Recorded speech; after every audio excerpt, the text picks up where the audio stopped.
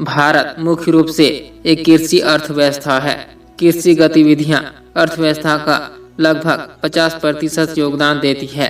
कृषि में फसलों, मुर्गी पालन, मछली पालन और पशुपालन का विकास और बिक्री शामिल है।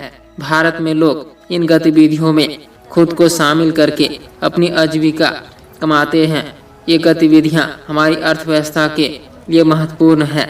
दोस्तों, भारतीय अर्थव्यवस्था के बारे में बात करने से पहले भारतीय अर्थव्यवस्था की प्रकृति को जानना और समझना बहुत आवश्यक है। भारतीय अर्थव्यवस्था की प्रकृति कृषि प्रधान है।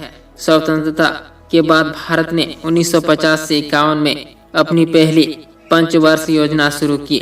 तब से हर 5 साल पर पंचवर्षीय योजना चलाई जा रही है, जिसमें प्रत्येक बार उन मुद्दों पर ध्यान दिया जाता है जो देश की अर्थव्यवस्था और विकास के लिए जरूरी होता है।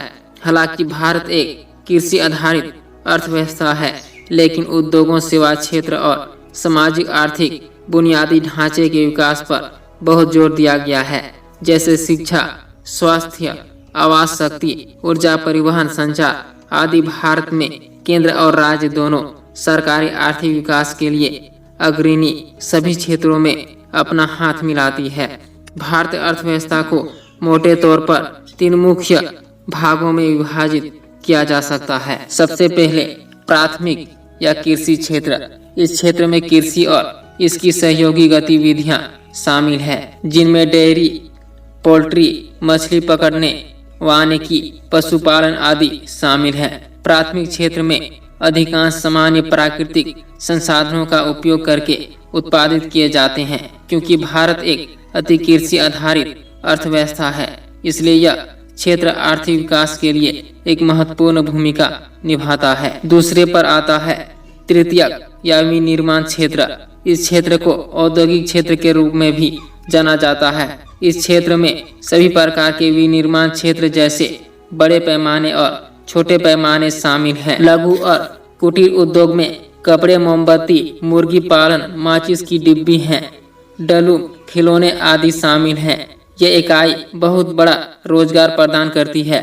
दूसरी ओर बड़े पैमाने पर उद्योग जैसे लोहा और इस्पात, भारी इंजीनियरिंग, रसायन, उर्वरक, जहाज निर्माण आदि हमारे घरेलू उत्पादन में एक बड़ी राशि का योगदान करते हैं। तीसरे पे आता है तृतीयक या सेवा क्षेत्र।